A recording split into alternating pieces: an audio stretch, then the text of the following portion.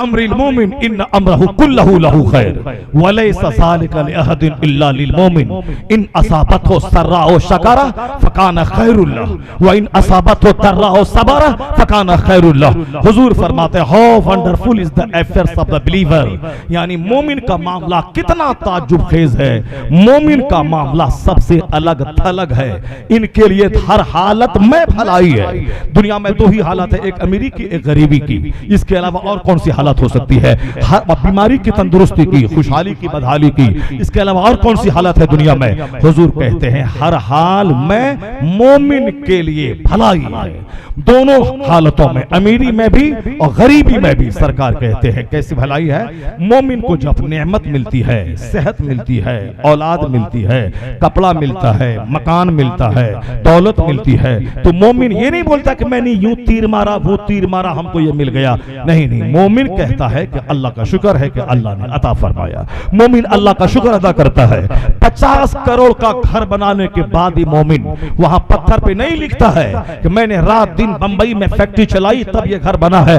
नहीं, वह एक ही जुमला लिखता है हाजा मिन फजले रब्बी, ये अरबों का मकान मेरी मेहनत का नतीजा नहीं, अल्लाह के फजल का समरा है, अल्लाह ने अता फरमाया है। और अल्लाह क्या फरमाता है? वला इन शकरतुम लअज़ीदन्नकुम, अगर तुमने मेरी नेमत का शुक्रिया अदा किया तो हम उस नेमत को और बढ़ाते रहेंगे। तुम बोल तो दो कि घर अल्लाह ने दिया है, तुम बोलो तो सही है बेटा अल्लाह ने दिया है, तुम बोलो तो सही है नौकरी अल्लाह ने दी है, तुम बोल तो सही है मेरी नाक टेढ़ी नहीं है, ये अल्लाह ने ऐसा किया है। वरना करोड़ों लोग हैं जिसकी नाक कटी हुई है, जिसकी आवाज भद्दी निकलती है, करोड़ों लोग हैं जो आंख नाबीना है, करोड़ों आदमी हैं जो कान की ताकत समाज से महरूम है, करोड़ों लोग हैं साहब जो ठगने हैं, काले हैं, सर्कस के जोकर की तरह है, कितने लोग हैं। अल्लाह ने तुमको एक अच्छा तनासुबे आज़ा का शाहकार बनाया, अल्लाह ने तुम्हें तुम्हारे सारे आज़ा को मुनासिब बनाया, अल्लाह ने तेरी आंख तेरी कान, अल्लाह तेरी आंख तेरे कान तेरी जबान तेरा चेहरा तेरे सर के बाल सब फिट बनाए, देखने में खूबसूरत तुम लगते हो। ये तो तेरा कमाल नहीं है, बल्कि जब जब कोई गंजा नजर आए, तुझको अपने सर का बाल नजर आए, फौरन सजदे में सर रख दे, मालिक तेरा एहसान कि तूने मुझको उसकी तरह नहीं बनाया। अल्हम्दुलिल्लाहिल्लज़ी आफानी मिम्मा तलाक बिही व फद्दलनी अला कसीरी मिम्मन खलक़ तफ़दीला।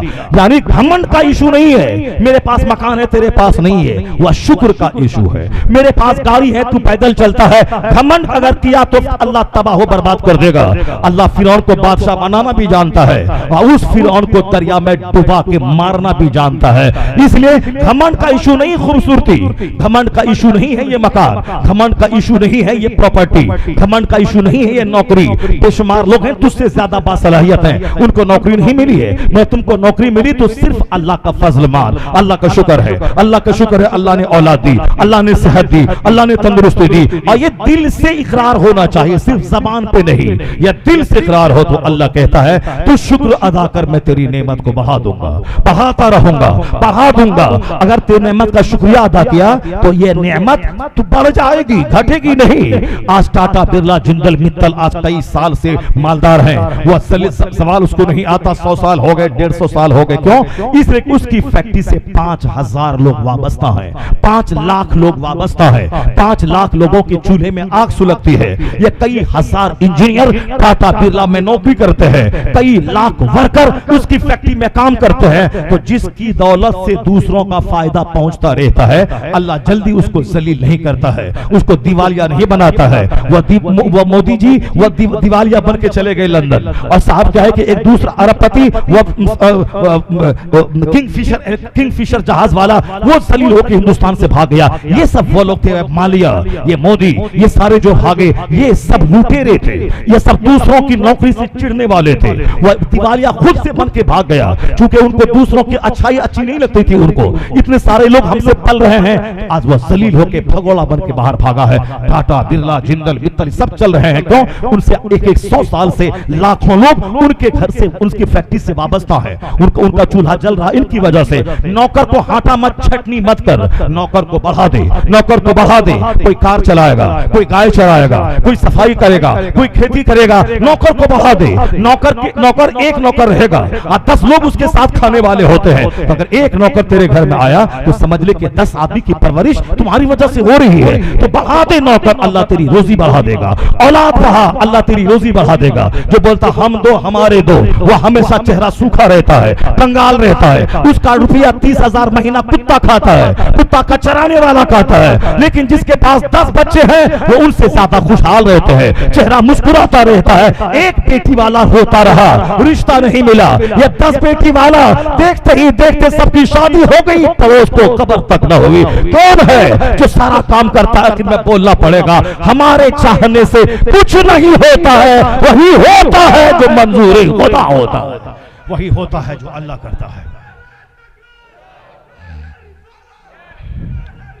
अल्लाह पर मजबूत यकीन, यह है इस्लाम का बुनियादी फर्क। अल्लाह पर मजबूत यकीन होना चाहिए, वरना जहां अपने आप को अलग थलग कहेगा छोटा परिवार सुखी परिवार, झूठ है ये, बकवास है ये। उस नारे को मैं पांव के नीचे रौंदता हूं। जो परिवार बड़ा होता है वो सुखी होता है, बड़ा परिवार सुखी परिवार। जहां 10 लोग हैं वहां सुख है, वरना नहीं तो शादी में अगर तेरे पास 10 आदमी नहीं आया तो चेहरा लटक के रह जाता है कि सारी बिरयानी मेरी बर्बाद हो गई। इसका मतलब है तुम्हें आदमी की जरूरत है। मिलाद हो तो आदमी चाहिए, जलसा हो तो आदमी चाहिए, शादी हो तो आदमी चाहिए, जनाजा हो तो आदमी चाहिए। तो जिस आदमी से तू नफरत करता है वो उसी आदमी पे तेरे जश्न का मेयार है, वही वो आदमी तेरे जश्न की बहार है। वो नहीं आए तो जनाजा फलाफ, वरना शादी फलाफ, जलसे की तकरीब फलाफ, मिलाद की तकरीब फलाफ। ये आदमी मेरी जरूरत है। तो जब शॉर्ट करेगा तो आदमी कहां से लाएगा, जनाजे में कहां से लाएगा, जलसे में कहां से लाएगा, और जब साहब समाज में कोई काम आप तो कहां से आदमी लाएगा। और फिर सबसे बड़ी बात है कि खिलाता तू है, खिलाता तू अल्लाह है। जो अल्लाह तुझे माँ के पेट में खिलाया, माँ का माहवारी खून रोक के खिलाया, जो अल्लाह तुम्हें पैदा करके माँ की गोद में उसके खुश्क छाती में दूध की नदी बहा के तुझको खिलाया, जो अल्लाह माँ के पेट में खिलाया, जो अल्लाह माँ की गोद में खिलाया। अब तू 15 साल का जवान हो गया है, तेरे हाथ पांव है, माँ के पेट में तू किसी काम के लायक नहीं था, वहां तुझको खिलाया। माँ की गोद में तू किसी काबिल नहीं था, वहां तुझको अल्लाह ने तेरी परवरिश की। अब तो तू 18 साल का जवान हो गया है, अब तो तू ईटा ढोकर, हल चलाकर, रेड़ी चला के तू खा सकता है। अब तेरा चेहरा क्यों लटका हुआ है, क्यों रोजी की फिक्र में मारे मारे फिर रहा है, क्यों परेशान हाल है, क्यों अल्लाह रब्बुल इज्जत से नाराज है, क्यों मौलाना मौलवी से नाराज है, क्यों रोजी को लेकर परेशान है। ये परेशान इसीलिए है अल्लाह पर भरोसा नहीं है। अल्लाह पर भरोसा कर कि जो अल्लाह माँ के पेट में मुझको रोजी दी, जो अल्लाह माँ की गोद में मुझको रोजी दी, वही अल्लाह रोजी देगा। अल्लाह का काम करता रह, अल्लाह वहां से रोजी देगा जहां से बंदा सोच नहीं पाएगा। आज चेहरा इसीलिए सूखा है क्योंकि अल्लाह पर यकीन नहीं है, अल्लाह पर भरोसा नहीं है, अल्लाह पर विश्वास नहीं है, इसीलिए चेहरा सूखा हुआ है। दौलतों का अंबार है, चेहरा उतरा हुआ है, गोरा चेहरा काला है। 1 दर्जन बीमारी है, ब्लड प्रेशर हाई अलग, हार्ट की बीमारी अलग, साहब वह घुटने टखने के दर्द की बीमारी अलग, दाना पच नहीं रहा है पेट में उसकी बीमारी अलग, रीढ़ की हड्डी में दर्द है उसकी बीमारी अलग। इन सारी बीमारियों का इलाज है कि मोहम्मद से वफा तूने तो हम तेरे हैं, ये जहां चीज है क्या लोहो कलम तेरे हैं। मुस्तफा का गुलाम बन जा, हुजूर की सुन्नतों का आमिल बन जा। दुनिया वाला क्या बोलता है उसको मत देख, मुस्तफा क्या बोलते हैं उसको देख। यहाँ हुकूमत मिलेगी, यहाँ इज्जत मिलेगी, यहाँ खिलाफत मिलेगी, यहाँ सेहत मिलेगी, यहाँ तंदुरुस्ती मिलेगी, यहाँ फरमाबरदार औलाद मिलेगी। और जब मरेगा तो खात्मा बिल खैर होगा, जन्नत में मुस्तफा की शफाअत से दाखिला मिल जाएगा। दोनों जहान की नेमतें मुस्तफा की गुलामी में है।